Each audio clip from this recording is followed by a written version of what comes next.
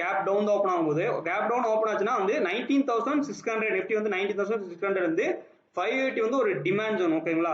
So இங்கிருந்து market என்ன ஆகும்னா ரிவர்சல் ஆகிற சான்சஸ் இருக்கு ஓகேங்களா.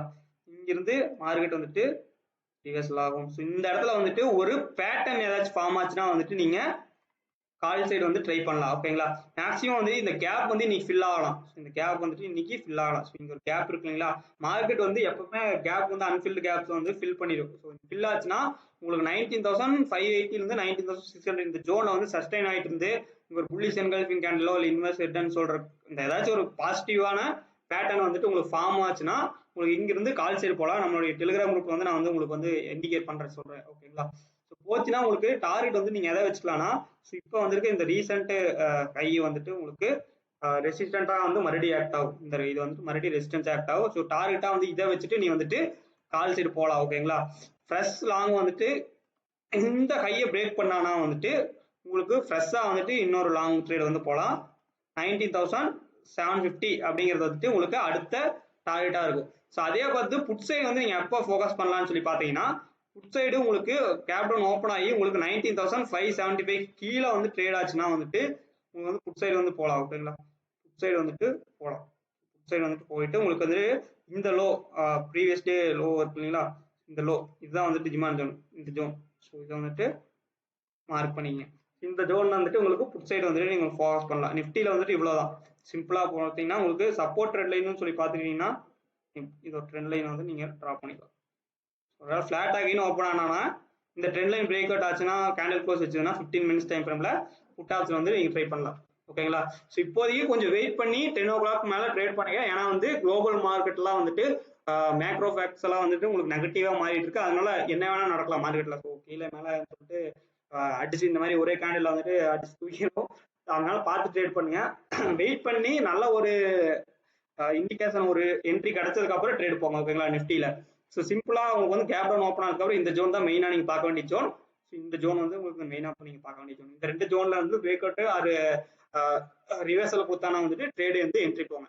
ஸோ அதுவே வந்து பேங்க் நிஃப்டியில வந்துட்டு எப்படி ட்ரேட் போவோம்னா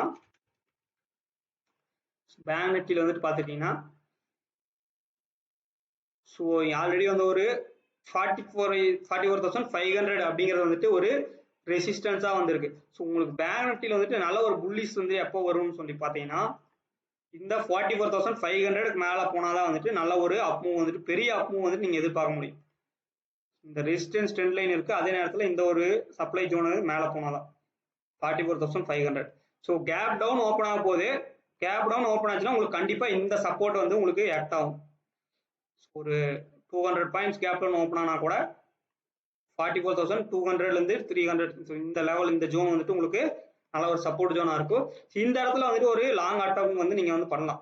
கால் சைடு வந்து இந்த இடத்துல இந்த சப்போர்ட் லைன் வந்து அட்டன் ஆச்சுன்னா வந்துட்டு மறுபடியும் வந்துட்டு இங்க வந்து போகலாம். ஸோ இது ஆக்சுவலா பாத்தீங்கன்னா ஒரு பேட்டர்ன் வந்துட்டு ஃபார்ம் ஆயிட்டு இருக்கு.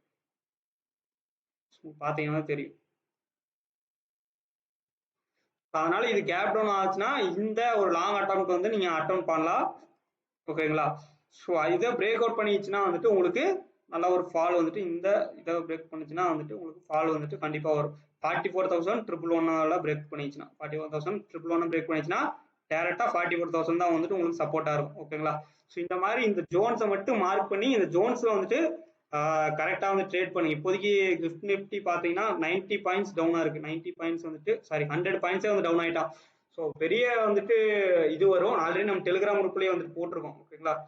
டெலிகிராம் குரூப்லயே வந்துட்டு இஸ்ரேல் இண்டிக்ஸ் இது எல்லாம் போட்டிருக்கோம். குருடாயில் அப் ஆகும் போதே தெரியும்.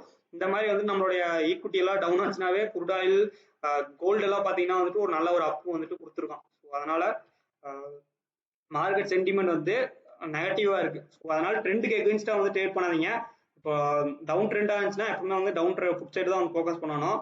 புல் பேக்ல வந்துட்டு பெருசா ரிஸ்க் எடுக்கக்கூடாது ஓகேங்களா. ஸோ இதுதான் வந்து இன்னைக்கு ட்ரேடிங் வந்து பிளான் ஓகே.